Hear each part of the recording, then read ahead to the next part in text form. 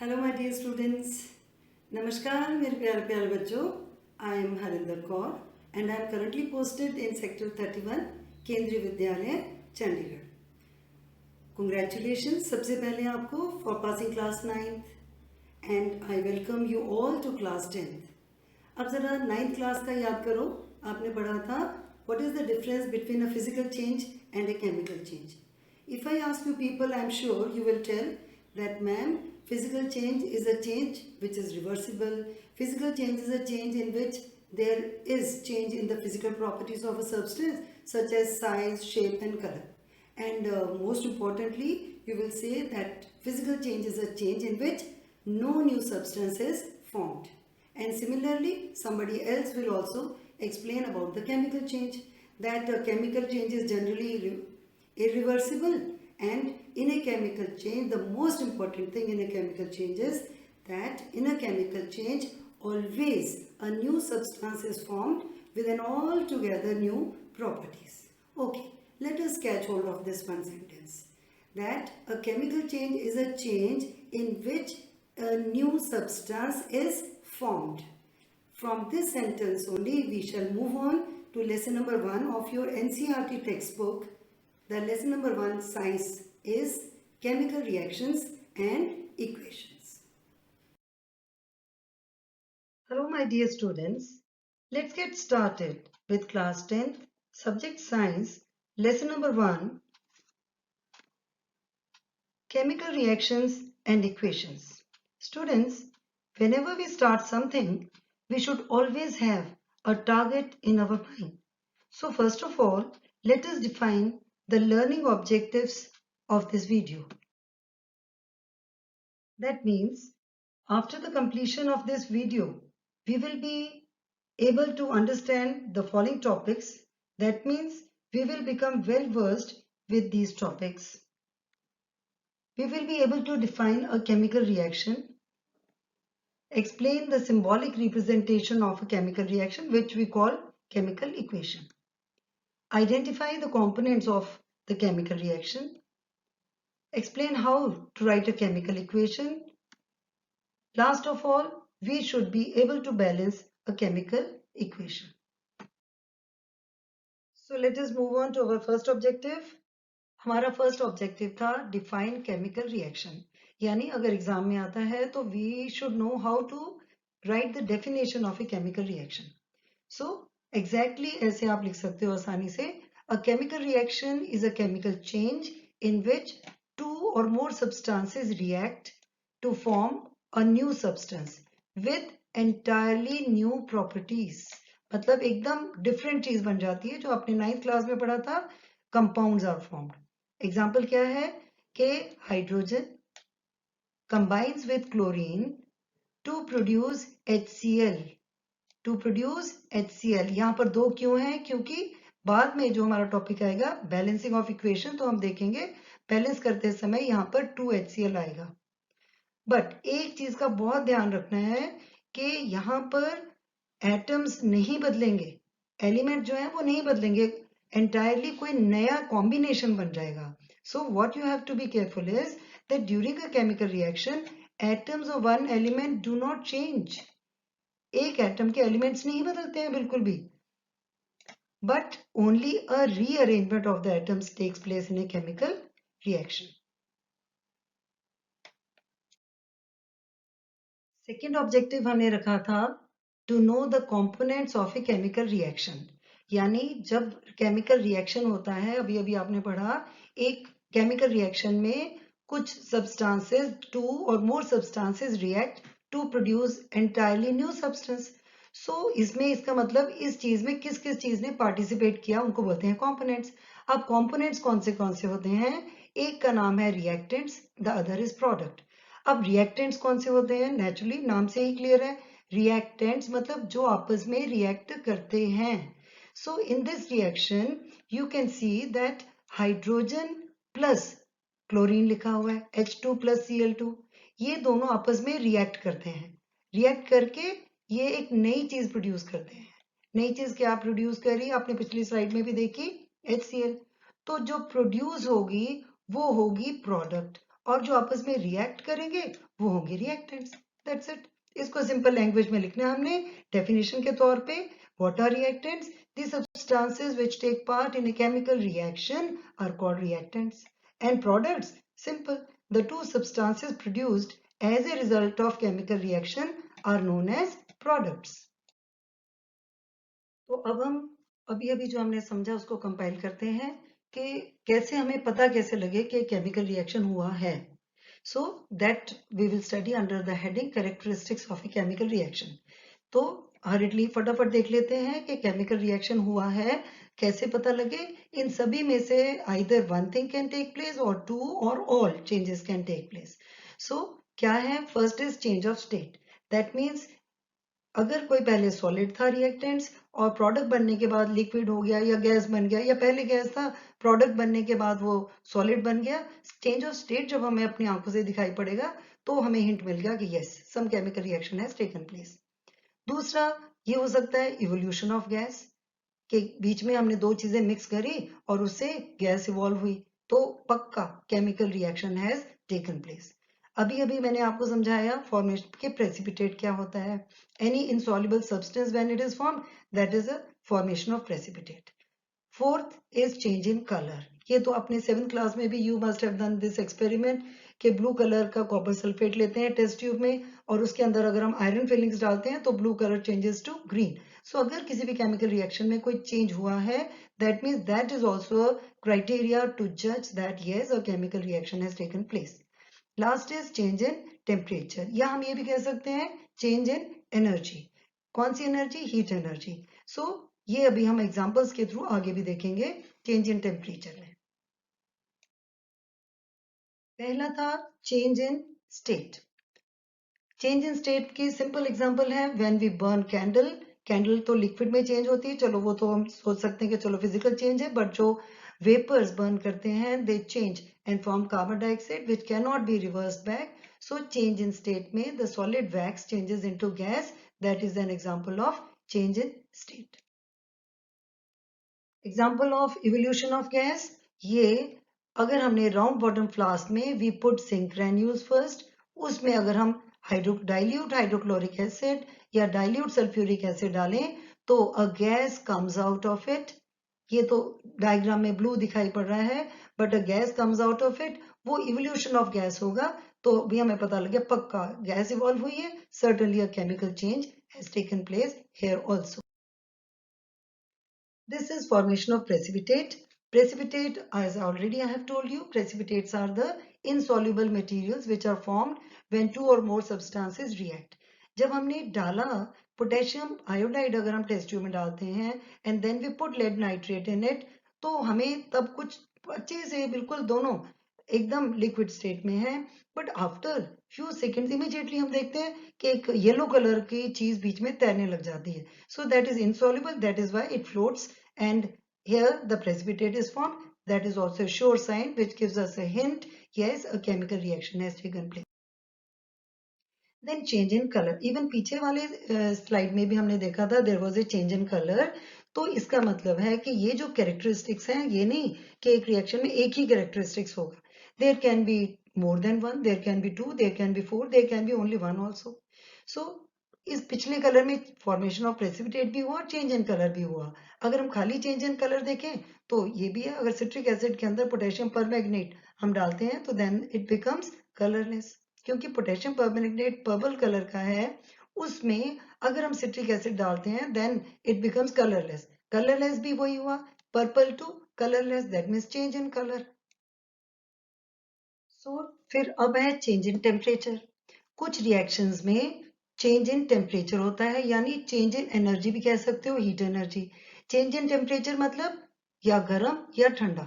सबसे best example यही है कि जब हम लोग घर में व्हाइट वॉश करते हैं तो जब वो व्हाइट वॉश करने वाला इंसान होता है वो एक बकेट में चूना लेता है, चूना इज लाइम, तो वो लेके उसमें पानी डालता है और वो कभी भी उसको अपने हाथ से मिक्स नहीं करता, बिकॉज उसको मालूम है कि अगर वो उसे हाथ से मिक्स करेगा उसके हाथ जल जाएंगे, छाले पड़ जाएंगे उसके हाथ में, बिकॉज जब भी चूना मिक्स करते हैं पानी के साथ तो हमेशा heat is produce given out. तो हम क्या करते हैं, बकेट को यहाँ पर हाथ लगा के देखते हैं, अगर हम बकेट को टच करते हैं अपने हाथ से तो our hand becomes very hot. Why? Because here heat is produced. So this is another criteria that when a chemical reaction has taken place, there can be a change in temperature. इसी के basis पर हम दो तरीके के reactions के बारे में भी साइमल्टेनियसली समझ लेते हैं कि एक्सो वर्ड, जो एक्सो वर्ड है, एक्सो कहाँ से बना? एग्जिट. आपने देखा होगा कई गेट्स के ऊपर एंट्री, एग्जिट. एंट्री मतलब अंदर, एग्जिट मतलब बाहर. एक्सो वर्ड जो है वो एग्जिट से बना. Exo means out. और थर्मोमीटर से हम टेम्परेचर नापते हैं यानी heat. Exotherm. So when those reactions in which heat is given out, जो अभी अभी हमने चूना वाला एक्सपेरिमेंट देखा कि when we mix water with lime then heat is given out. बस. So what are exothermic reactions? The reactions in which heat is produced, they are called as exothermic reactions.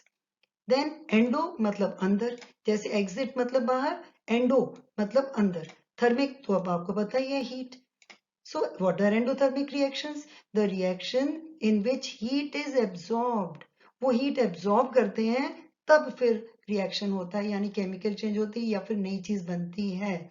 So that is endothermic reaction. So इनकी भी definitions आपको अच्छे से आने चाहिए. What are endothermic reactions? What are exothermic reactions? The reactions in which heat is produced, given out. हमारा हाथ लगे उस टेस्ट ट्यूब को तो गरम गरम हमें हाथ को महसूस हो, that means उस रिएक्शन में heat is produced. Those are exothermic reactions. कभी भी हम हाथ में पेट्रोल का ड्रॉप लें या मम्मी का नेल पॉलिश रिमूवर हाथ में रखें तो एकदम हाथ में ठंडा ठंडा ठंडा लगता है. क्यों? क्योंकि वो पेट्रोल, वो एसीटोन हमारे हाथ से हीट को एब्जॉर्ब कर लेता है, अपने अंदर लेता है, and then the liquid changes into gas. So that is also, मतलब हमारी एवरीडे लाइफ की एग्जांपल है endothermic reactions. I would like to again remind you that the name of our lesson is Chemical Reactions and Equations. Till now we have studied about chemical reaction, that a chemical reaction is a chemical change in which two or more substances react to form a new substance with entirely new properties. After that we studied that the components of a chemical reaction are reactants and products. After that we studied the characteristics of a chemical reaction. That means how do we come to know that a chemical reaction or a chemical change has taken place? Just for example, by seeing the change in state, evolution of gas, formation of precipitate, change in color or change in temperature. Now, when we start writing a chemical reaction, for example, if we say that sodium combines with chlorine to produce sodium chloride, this is a very long sentence. So when we want to write about the chemical reactions, we will have to keep on speaking such long sentences. So we have found out a way of representing this chemical reaction into smaller form. That representation is called as chemical equation. So what is a chemical equation? The method of representing a chemical reaction with the help of symbols and formulae of the substances involved in it, that is called as a chemical equation. Now that means in simple sentences हम क्या कह सकते हैं कि chemical equation, what is the simplest definition of a chemical equation? The symbolic representation of the chemical reaction is called as chemical equation. If in a simple way we want to classify the chemical equations, we can just classify them into two types: balanced chemical equation and unbalanced chemical equation. What is the meaning of balanced chemical equation? A balanced chemical equation has an equal number of atoms of different elements in the reactants and in the products. How? Here in the reactants, the elements which are present in the reactants is zinc, hydrogen, sulfur, oxygen. Similarly, zinc, sulfur, oxygen and hydrogen. So if the number of zinc atoms and in the reactant side as well as on the product side are same, that means zinc atoms are balanced. Here, hydrogen atoms are 2 on the reactant sides, and on the product side also, the number of hydrogen atoms are 2. Again, the number of sulfur atoms on the reactant side is 1. If nothing is written on the subscript, that means it is 1. So here sulfur atoms are 1. On the product side also, sulfur atoms is 1. So it is again balanced. And what about oxygen atoms? On the reactant side, the number of oxygen atoms are 4. On the product side also, oxygen atoms are 4. So this equation is naturally balanced. Then what about an unbalanced chemical equation? Unbalanced chemical equation, for that we see here an unbalanced chemical equation has an unequal number of atoms of different elements in the reactants and in the products. See here, the number of hydrogen atoms on the reactant side are 2. The number of hydrogen atoms on the product side are also 2. The number of oxygen atoms on the reactant side is 2. The number of atoms on the product side is only 1. So though hydrogen atoms are balanced on the reactant as well as on the product side, but the number of oxygen atoms is different. It is not balanced. On the reactant side it is 2 and on the product side it is 1. So that is why this equation is called as an unbalanced chemical equation. We have just now studied the steps in writing chemical equation, and we also saw what is a balanced chemical equation and what is an unbalanced chemical equation. मैंने ज़्यादातर अपने बच्चों से हमेशा ये सुना है कि मैम सारा केमिस्ट्री तो हम कर लेते हैं, हमें इक्वेशन नहीं लिखनी आती, मैडम हमसे इक्वेशन नहीं याद होती। तो इक्वेशन याद करने की ज़रूरत नहीं है। अगर आप उसको अच्छे से समझ लो तो आपको कुछ ज़्यादा लर्न करने की ज़रूरत ही नहीं है। तो मैं आपको कोशिश कर रही हूँ कुछ आसान तरीके से बताना कि केमिकल इक्वेशन कैसे लिखी जाती है। तो जैसे हमने केमिकल रिएक्शन देखा, chemical reaction for example magnesium burns in air to produce magnesium oxide. अभी अभी हमने ये भी सीखा कि केमिकल इक्वेशन क्या होती है। Chemical equation is the symbolic representation of a chemical reaction. उसके बाद हमने सिंबल्स देखने हैं। अब ये देखो कितना बड़ा सेंटेंस है, इसको हमने छोटे छोटे फॉर्म में करना है, ठीक है, स्क्वीज करना है और इसको शॉर्ट फॉर्म में करना है। एकदम से तो हम नेक्स्ट स्टेप पे टॉप पे पहुंच नहीं सकते, तो हम क्या करते हैं, स्टेप बाय स्टेप चलते हैं। This is step 1, we will write the chemical reaction.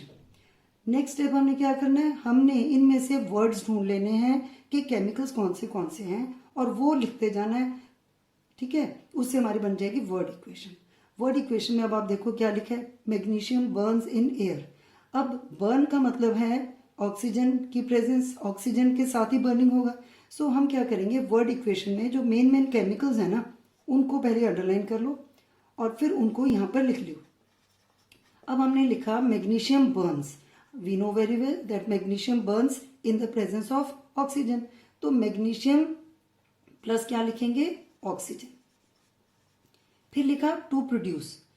To produce अभी हमने पिछले उसमें देखा है कि हमने टू प्रोड्यूस मतलब arrow, arrow will tell us the direction. अब ये हमारे रिएक्टेंट्स हो गए, arrow to produce magnesium oxide. कुछ भी नहीं करना, बहुत ध्यान से बस केमिकल रिएक्शन जो है वो पढ़ना है अच्छे से। उसमें जो इम्पोर्टेंट केमिकल्स हैं या कंपाउंड्स हैं उसको अंडरलाइन कर लो और फिर एक वर्ड इक्वेशन बना लो। ये तो ज़्यादा मुश्किल नहीं है आपके लिए, ठीक है। अब उसके बाद वर्ड इक्वेशन से अब हम एक स्टेप फर्दर चलते हैं। स्टेप नंबर 3 हमने पढ़ा chemical equation is the symbolic representation of a chemical reaction. Chemical reaction word equation, अब हमने इनके सिंबल्स लिखने हैं। आपने 9th क्लास में पढ़ा हुआ है, symbol of magnesium is Mg plus oxygen O2 और फिर एरो टू प्रोड्यूस, एरो पहले से ही है। अब magnesium oxide, magnesium oxide MgO।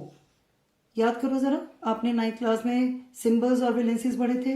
Magnesium की वैलेंसी आपने पढ़ी थी 2 + 2 और ऑक्सीजन की आपने पढ़ी थी अगेन 2। तो 2 और 2 कैंसिल हो जाएंगे और बन जाएगा मैग्नीशियम ऑक्साइड। तो सिंबल से केमिकल फॉर्मूला कैसे बनाना है वो आप 9th में ऑलरेडी पढ़ चुके हो। सो अब हमारा ये हो गई स्केलेटल इक्वेशन। क्या बनी, Mg plus O2 gives MgO।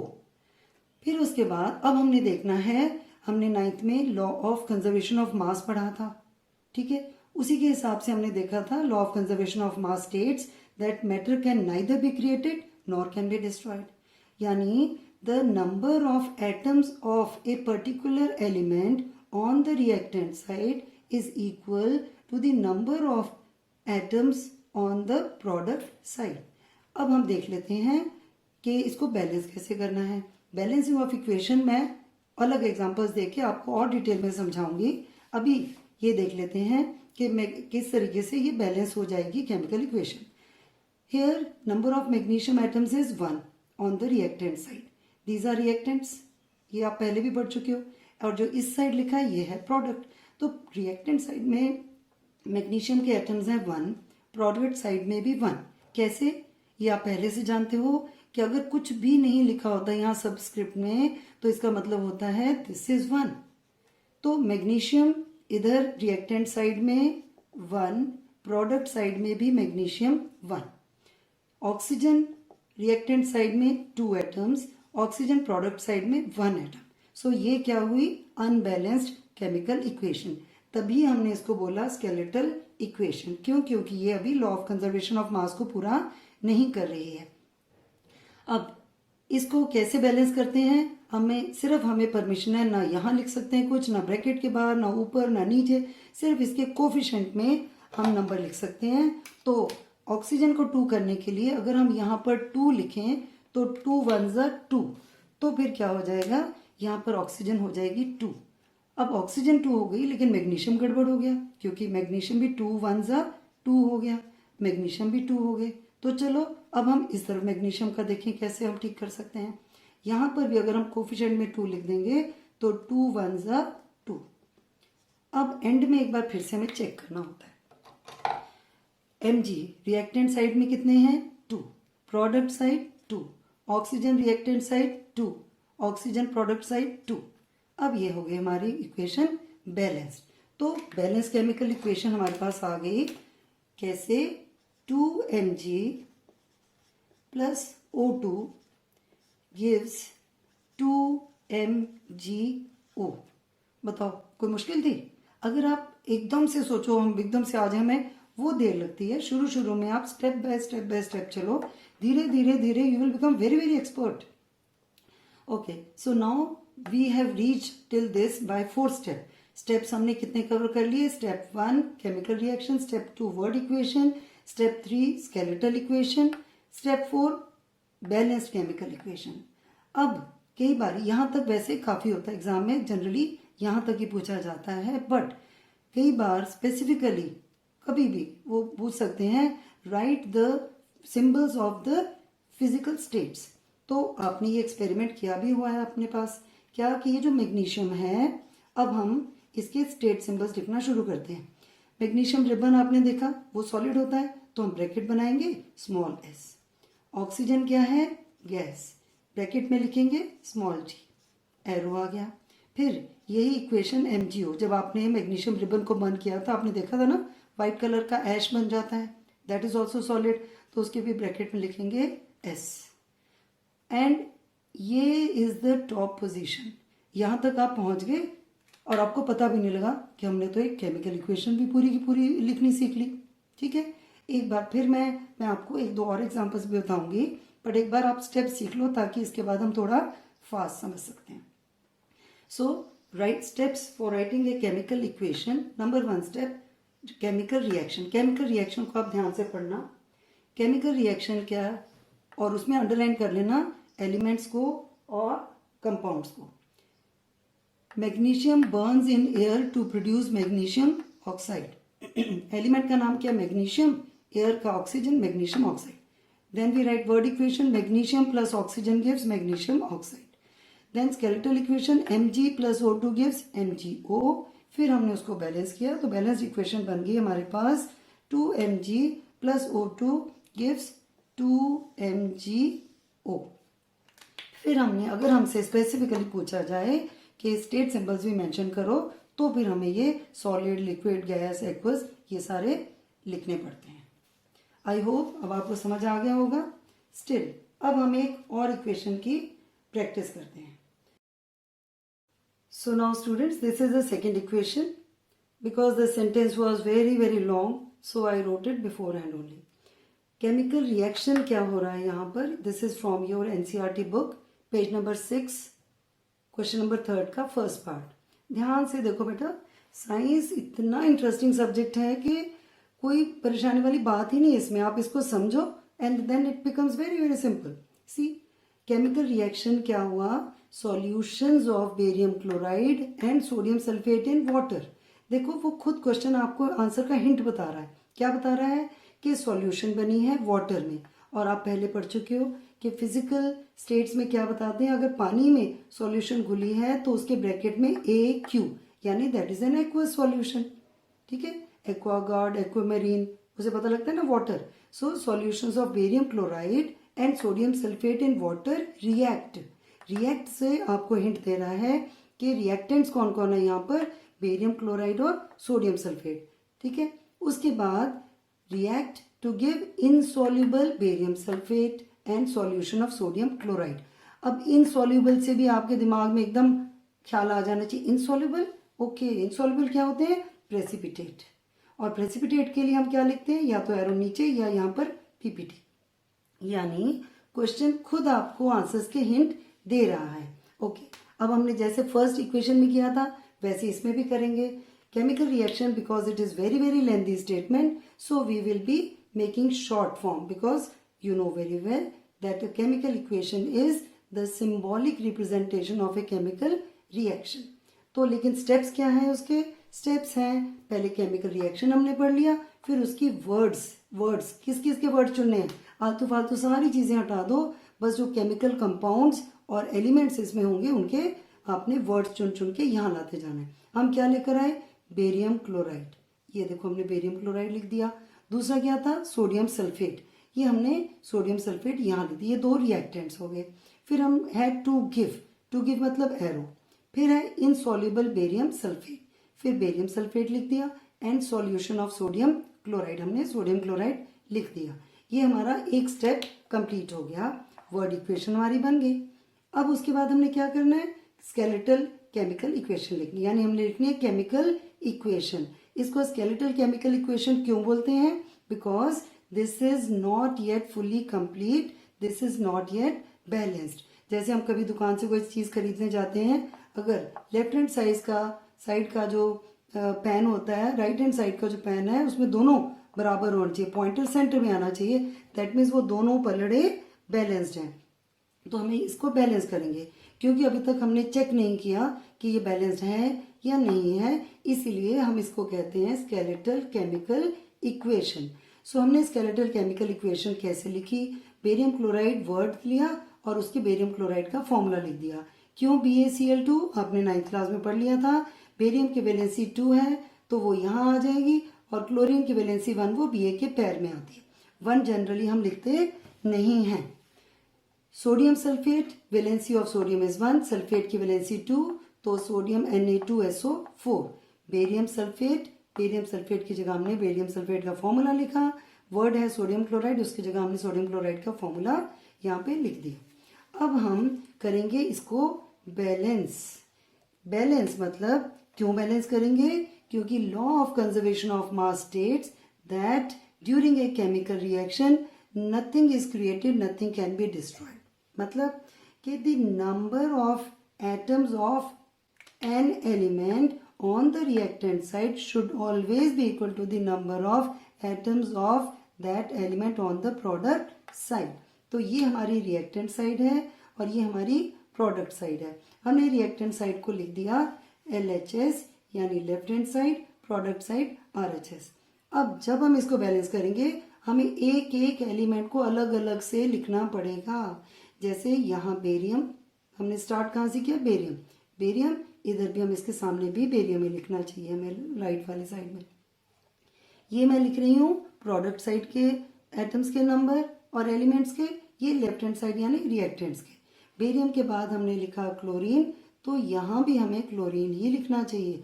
फिर sodium on the left hand side, sodium on the right hand side. Sulphur on the reactant side and sulphur on the product side.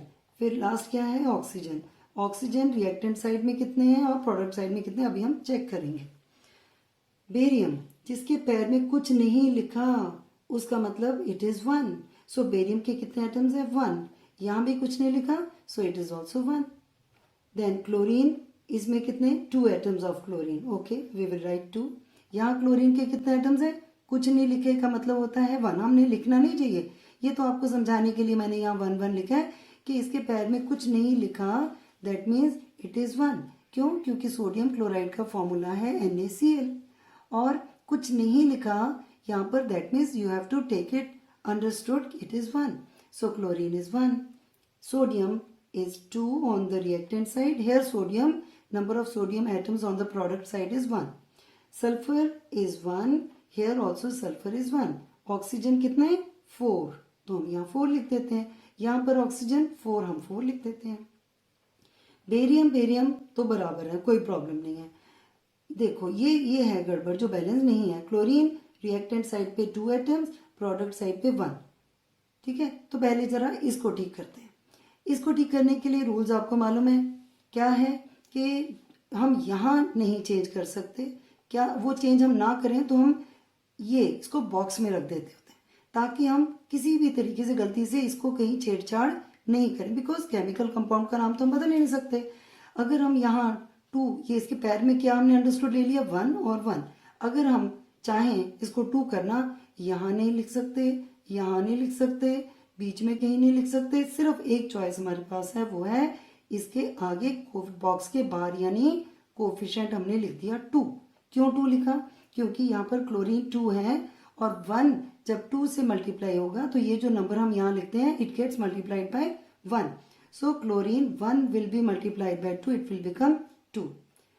हम क्लोरीन को balance करने चले थे, लेकिन क्योंकि ये कंपाउंड है तो ये जो 2 कोफिशिएंट हमने लिखा ये क्लोरीन को भी मिलेगा और सोडियम को भी मिलेगा। सो क्लोरीन तो हमने कर दिया, अब सोडियम भी अनजाने में सोडियम भी चेंज हो गया, तो हम क्या करेंगे, यहाँ लिख लेंगे 1 है मल्टीप्लाइड बाय 2, तो this also has become 2।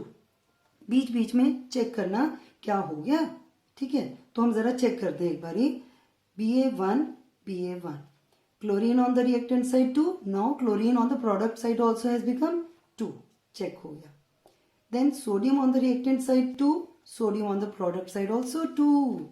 Sulphur reactant side 1, product side 1।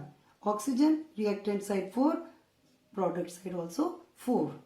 Wow, so nice, equation balance हो गई।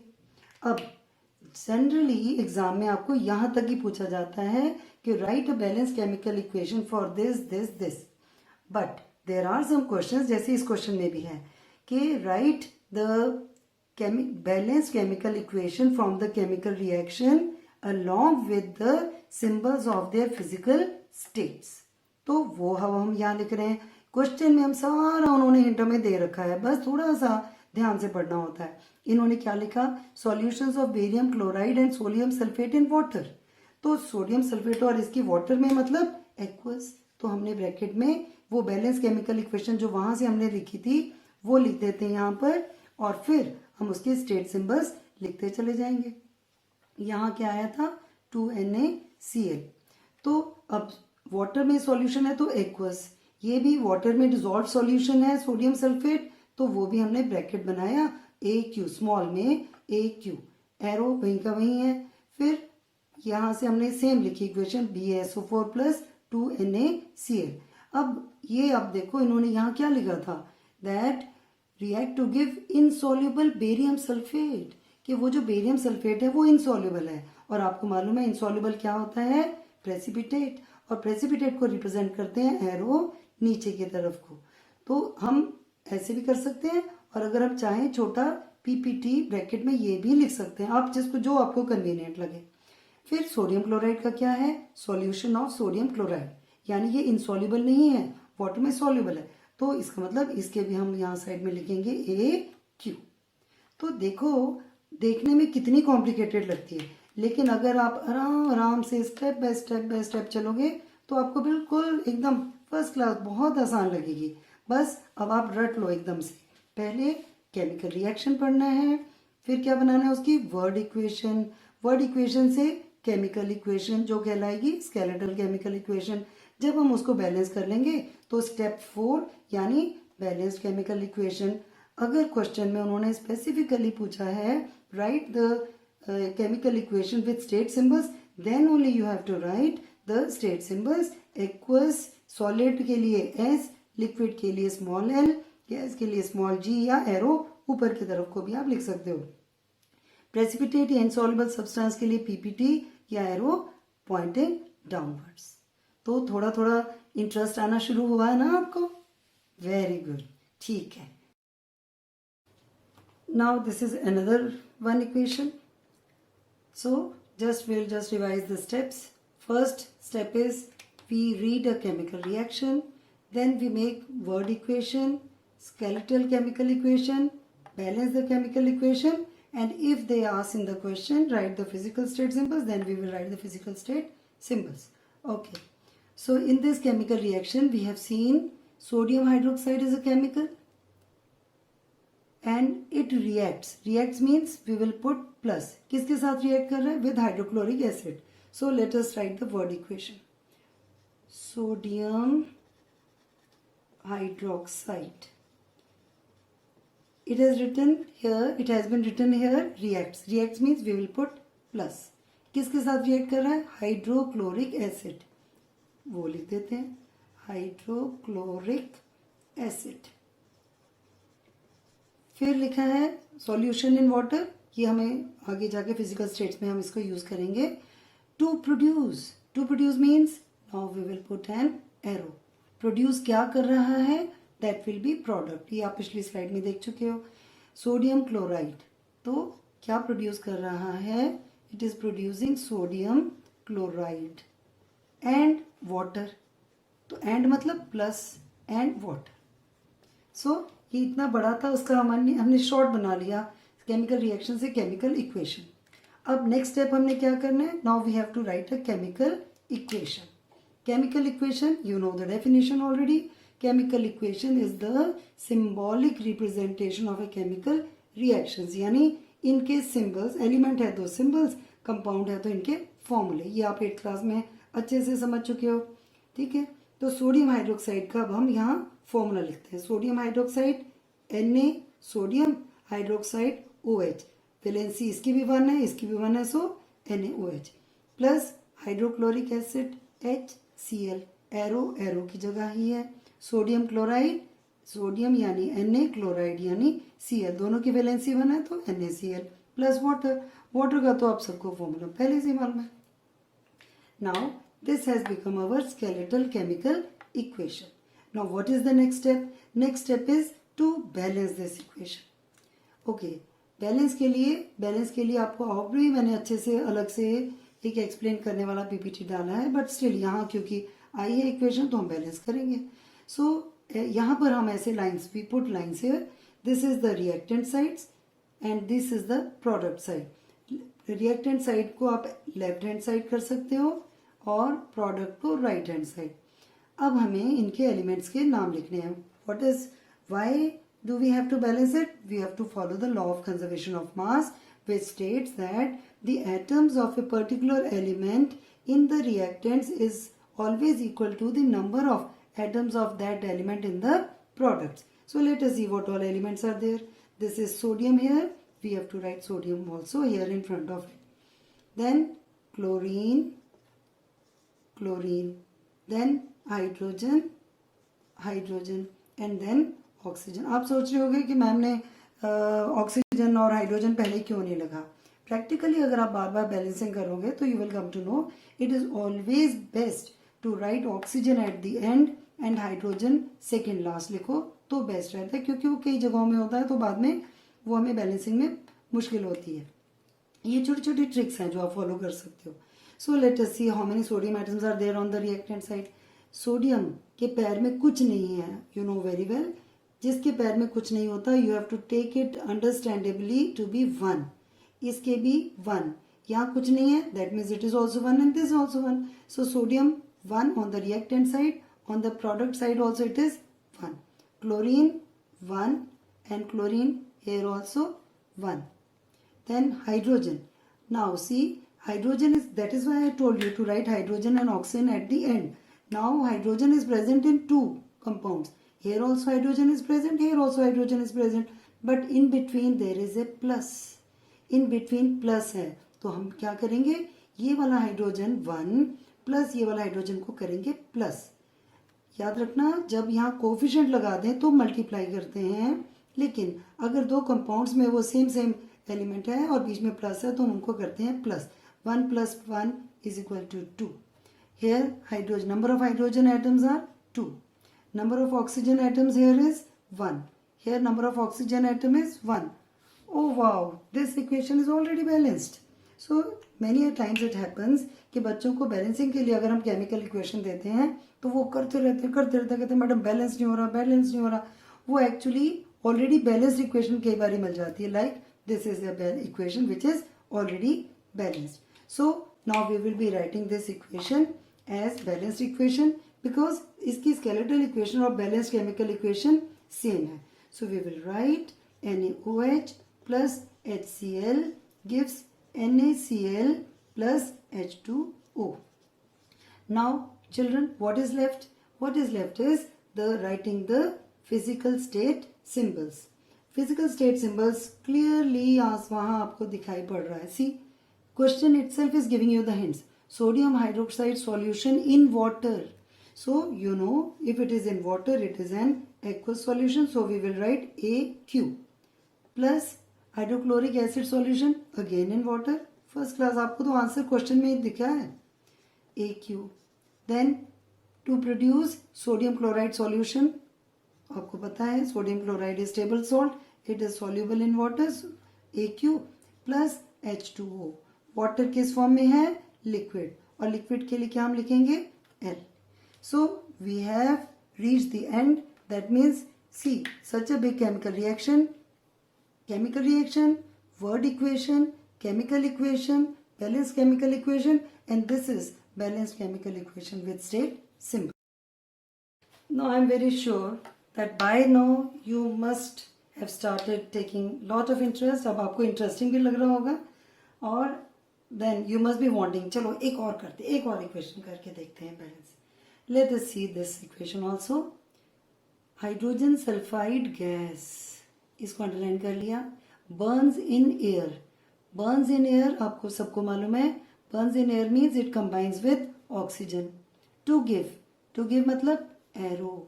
क्या बना रहा है, प्रोडक्ट्स के, तो रिएक्टेंट्स हुए हमारे हाइड्रोजन सल्फाइड प्लस ऑक्सीजन, और टू गिव मतलब प्रोडक्ट क्या हुई, वाटर एंड सल्फर डाइऑक्साइड. देखो सिंपल बिल्कुल. ओके, हाइड्रोजन सल्फाइड हम यहाँ पर पहले वर्ड इक्वेशन लिखेंगे. Hydrogen sulphide Burns in air.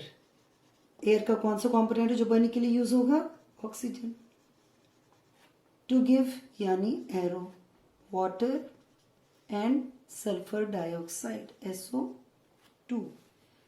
जब हमें केमिकल इक्वेशन लिखनी आ जाती है तो फिर हम रुक नहीं सकते हैं, फिर हमारा मन करता है फटाफट हम केमिकल इक्वेशन लिख दें, और then you will be allowed also to do that. Once you become expert, then you need not go for this word equation. It is only in the starting that you have to write this word equation. Okay, after word equation, what do you have to write? You have to write chemical equation. Chemical equation means symbols of the chemicals. Hydrogen sulfide is H2S, oxygen की जगह O2, arrow तो है ही, water का formula everybody knows, you also know, plus sulfur dioxide SO2. This is a chemical equation, but surely if it is not balanced, that is what is called as skeletal chemical equation. Let us try to balance it. Balance करने के लिए आपको हमेशा पता है ऐसे लगाओ line, फिर left hand side means reactant side, product side means right hand side. So reactants में हम लिखते जाएंगे. अब सल्फर कितने, इधर भी सल्फर कितने, hydrogen how many on the reactant side, on the product side oxygen and oxygen. Okay, आ जाओ फटाफट हम लिखते हैं हाउ मेनी सल्फर एटम्स. कुछ भी नहीं लिखा तो मीन्स 1. इधर कितने सल्फर, 1, हाइड्रोजन 2, इधर ऑल्सो हाइड्रोजन 2. अब oxygen 2. Here oxygen, one oxygen is present with water and two oxygens are present with sulfur. That is why I told you to balance oxygen at the end. Okay, so now here there is a plus, and how many oxygen atoms are with water? 1. So we should write it separately. 1 plus 2 is equal to 3. Okay, so now these two seem to be balanced. Problem is arising here. It is always better to convert the odd number into even. And let me tell you, the balancing of chemical equation is known hit and trial method. You just try this. हो गया, ठीक है, okay. नहीं है, दूसरा तरीका, नहीं है, दूसरा. So let us try. Let us put 2 here. If we are putting 2 at the coefficient, and you know very well, we cannot write 2 here. It will become something else. So if we write here 2 at the coefficient, so then 2 ones are 2. Here in place of 1 it will be 2, because this 2 will be multiplied by 1. So 2 plus 2, there we have not changed that. 2 plus 2 is equal to 4. So because here oxygen has become 4, so let's see how we make this. Hydrogen has also changed. See, here we wanted to change oxygen, but hydrogen has also changed. कैसे? 2 multiplied by 2 is equal to 4. अब oxygen को ठीक करने चले थे, hydrogen गड़बड़ आ गया. अब यहाँ हाइड्रोजन 4 हो गया है, तो we will have to make hydrogen 4 here also. How will we do it? We will again put 2 here at the coefficient. So now hydrogen 2 multiplied by 2 has become 4. But hydrogen ठीक करने चले थे, sulphur भी change हो गया. अब sulphur कितना हो गया? यहाँ कुछ नहीं था, तो मतलब 1. 2 1 into 2, it is equal to 2. So यहाँ सल्फर 2 है, तो again we have to put 2 here also. Let us put 2, because 2 ones are 2, 1 2s are 2. But in turn we have again disturbed the oxygen. How? Let us see. Here oxygen was 2. ये कौन सा वाला है? Green वाला कि red वाला? Red वाला. So 2 2s are 4. यहाँ 2 की जगह 4. 4 plus 2 now has become 6. So it's always better that if you use pencil, it will be the better. Then 4 plus 2 is 6. यहाँ पे if you want to change oxygen here, also we have to make it 6. तो यहाँ luckily oxygen is all alone. So what we can do? 6 बनाना है 2 से, तो coefficient क्या लिखेंगे? 3. 3 2s are 6. 2 multiplied by 3 is equal to 6. Seems to be balanced. Let's check. In the end, always we have to check whether it is balanced or not. So here sulfur 2, sulfur 2. Hydrogen 4, hydrogen 4. Oxygen 6, oxygen 6. So now this equation is balanced. We are almost reached the end, but if we want, so let us do. So whenever you balance the equation, in the end you must write it neatly once again. For your checking purpose, it is always better that in the end you again write the equation very, very neatly. So this is now our balanced chemical equation. What more can you do? If you want, you can also write the physical state symbols. So this is H2S, H hydrogen sulfide gas. That means you will write G, 3 oxygen, again gas, arrow. This is water, water you know, liquid form, and sulfur dioxide, again it is a gas. And here we have reached the final stage. That means now we have written the balanced chemical equation along with the state symbols. Now I am sure all of you must have understood it very well. So keep on trying few more equations according to your textbook. Now I'm going to compile just once again what we have just now understood in detail. How do we write a complete balanced chemical equation? Step 1, we should start with a chemical reaction. Chemical reaction, we know that chemical reaction is a very long sentence, whatever chemical change has taken place. To make it little shorter, we squeeze it and we change it into word equation.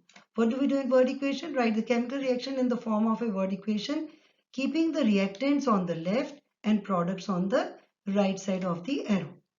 Then from word equation we squeeze it little more. That is skeletal equation. What do we do there? In place of the words, we replace the words with the symbols and formulae of the reactants and the products in the word equation. After that, we see whether the number of atoms of different elements are same on the reactant side as well as on the product side. Then that becomes a balanced chemical equation.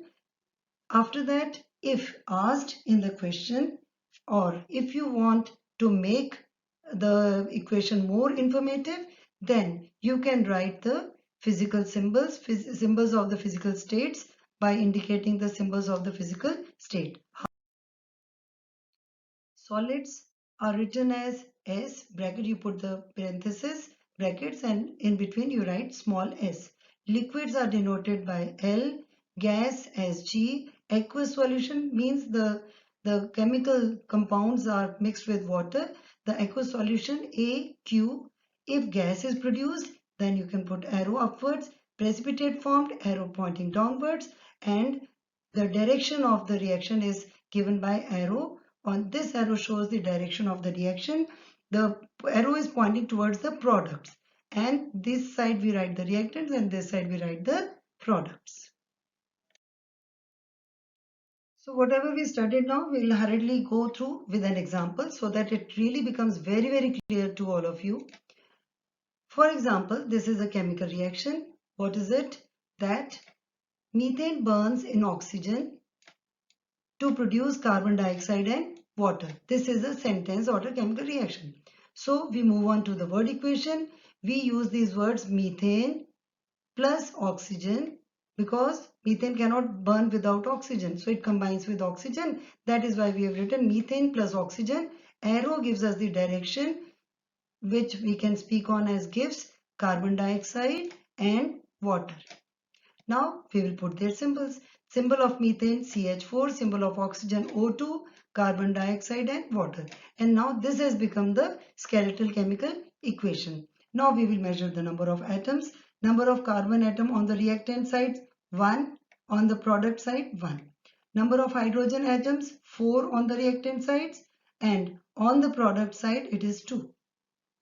Number of oxygen on the reactant side 2. Number of oxygen on the product side is 2 here with carbon dioxide and 1 with oxygen. So 1 plus 2. We should always write 1 plus 2 as you have just now learned. So it is equal to 3. Now the number of atoms is unequal. Then what do we do? Just now we have studied that we change the numbers in the coefficients. Coefficients we change and then it becomes balanced. How? This is how it will become balanced. See, we have put 2. So here number again. So whenever you complete the balancing, then at the end again you have to give a check whether the number are correct or not. Here number of carbon atoms 1 on the reactant side, product 1. Number of hydrogen atoms 4 on the reactant side, 2 2s are 4 on the product side also 4. Oxygen, what about oxygen now? 2 into 2 is 4. Here 2 plus 2 is 4. Now the number of atoms are equal, and again the last step is if you want to make the equation more informative, if possible, or if it is asked in your exams that write the chemical equation with physical state symbols, then you can write like this. Methane gaseous form में है तो bracket में G, oxygen gas है तो G, carbon dioxide gas then G मतलब liquid नहीं है water, it is in the form of steam. And now this equation has become fully informative, balanced as well as with state symbols.